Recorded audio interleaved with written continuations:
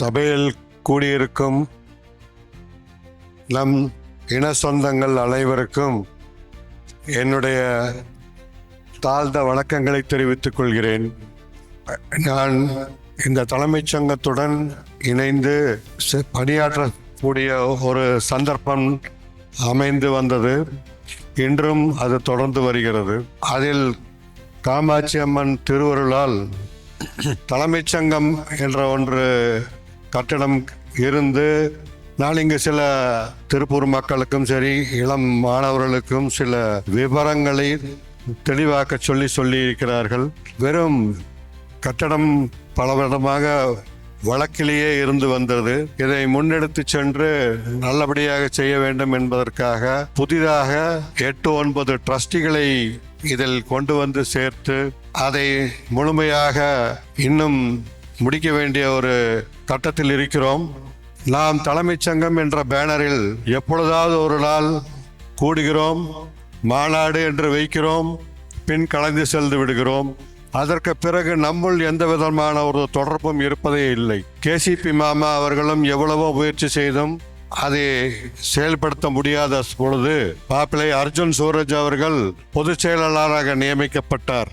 அவர் ஏற்கனவே ஒரு கார்ப்பரேட் செக்டாரில் இயங்கி திறன்பட நிர்வாகம் செய்து வந்தால் அவருடைய சிந்தனைகள் சற்று வித்தியாசமாகவும் முன்னோக்கியும் இருந்தது. நாம் ஏன் நமக்குள் அந்நாடு ஏதோ விஷயங்களை பேசிக்கொள்கிறோமே உடைய இளம் தலைமுறைக்கு நம் குலம் என்ன, கோத்திரம் என்ன, நாம் யார், நாம் என்ன என்பதை எல்லோருக்கும் கொண்டு சேர்க்க வேண்டும் என்றால் மாணவ செல்வங்கள் எல்லோரும் ஒன்று கூட ஒரு வைபவம் நடத்த வேண்டும் என்ற ஒரு சிறு ஆலோசனையை வைக்க, இதற்கெல்லாம் எங்கே செய்வது, எப்படி செய்வது என்று ஆலோசிக்கும் பொழுது ட்ரஸ்டிகள் அவர்கள் ஊக்கம் கொடுத்து முதல் முயற்சியாக நாம் சென்னையில் துவங்கினோம். அளவான கூட்டம், 50-60 மாணவர்கள்.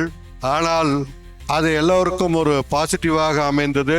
இன்று அந்த மாணவர்களே வந்து எங்கிருந்தோ எல்லாம் நன்றி தெரிவித்து வாழ்த்து தெரிவித்தெல்லாம் செய்தி அளிப்பியிருக்கிறார்கள்.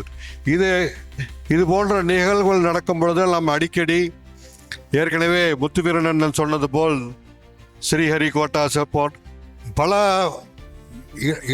இளம் மாணவர்களை முன்னேற்றதற்காக அவர்களுக்கு பல நிகழ்ச்சிகளை நடத்தி சென்று வந்தோம். ஆனால் நாம் ஒரு பாதையில் நடந்து பழகிவிட்டதால் ஒரு நல்ல பாதையில் செல்லும் பொழுது சில பல முட்டுக்கட்டைகள் எப்பொழுதும் இருக்கத்தான் செய்யும். பலருக்கு தெரியாது. இங்கே போன வருடம் கூட நாங்கள் சென்னையில் அந்த நிகழ்ச்சியை நடத்தும் பொழுது காலை 9 மணி வரை போலீஸ் ஸ்டேஷனில் உட்கார்ந்திருந்து போராடி இதை நடத்த முடியுமா முடியாது என்றெல்லாம் கஷ்டப்பட்டுத்தான் நடத்தி சிறப்படைய வைத்தார்கள். நிகழ்ச்சி நடத்துவது என்பது சாதாரணமல்ல. அதை திறம்பட செய்ய திருப்பூர் மக்களால் தான் முடியும். ஏனால் இங்கு பல்வேறு இயக்கங்கள் இருந்தாலும் நாங்கள் எப்பொழுதும் ஒரு குடும்பம் போல் தான் இயங்கி வந்திருக்கிறோம். ஒருவருக்கொருவர் தோள் கொடுத்துத்தான் இருந்திருக்கிறோம் ஒழிய ஒருவருக்கு ஒருவர் வழக்கு தொடுத்து எப்போதுமே இருந்தது கிடையாது. மற்ற இடங்களைப் போல 1000 இயக்கம் இருந்தாலும் சரி, ஒருவருக்கொருவர் நாம் அனுசரணையாக இருந்து குடும்பமாக இயங்கி வந்திருக்கிறோம். நீங்கள் சென்னையில் நடக்க வேண்டாம், பெரிதாக விரிவாக இங்கு செய்வோம் என்று நாம் எல்லாரும் சேர்ந்து ஊக்கம் கொடுக்க, எங்கே செய்வது எப்படி செய்வது என்று இருக்கும் பொழுது மண்டபத்தின் உரிமையாளர்கள் ஏன் நாங்கள் இல்லையா என்று கூறி பெரிய மனது முன்வந்து செய்தார்கள். இந்த நேரத்தில் ஆரம் செந்திலுக்கும் வித்யாலட்சுமிக்கும் எல்லோருடைய சார்பாக நாம் நன்றியும் பாராட்டுதலையும் தெரிவித்துக் கொள்ள கடமைப்பட்டுள்ளோம்.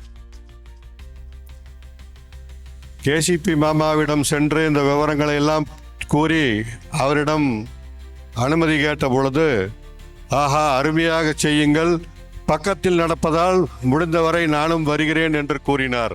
ஆனால் துரதிருஷ்டவசமாக அவர்களுடைய உடல்நிலை அனுமதிக்கவில்லை. இல்லை, அவரை சார்ந்தவர்களை யாரையாவது கூட நான் அனுப்பி வைக்க முயற்சிக்கிறேன் என்று கூறினார். நாளை ஆடிப்பெருக்கு அவங்களுடைய கோவில், காவலிபாளையம் கோவிலில் பல விசேஷங்கள் இருப்பதனால் எல்லோரும் அதில் ஈடுபட்டு விட்டதால் எங்களால் வர இயலவில்லை என்று கூறி தன்னுடைய நல்லாசிகளை அவர் வழங்கி இது விழா சிறம்பட அவர் என்ன கூறினார் என்றால், நாங்க தான் பெரியவங்கெல்லாம் ஏதோ பேசி காலந்தாழ்த்திட்டோம், நீங்கெல்லாம் இளைஞர்கள் கூடி கொஞ்சம் மாற்று சிந்தனையில் யோசித்து இப்படி கல்விக்கு ஊக்கத்தொகை, வியாபாரங்கள், நம் இன மக்கள் எல்லோரும் வியாபாரிகள், அடிப்படையில் நாம் எல்லோரும் வியாபாரிகள்.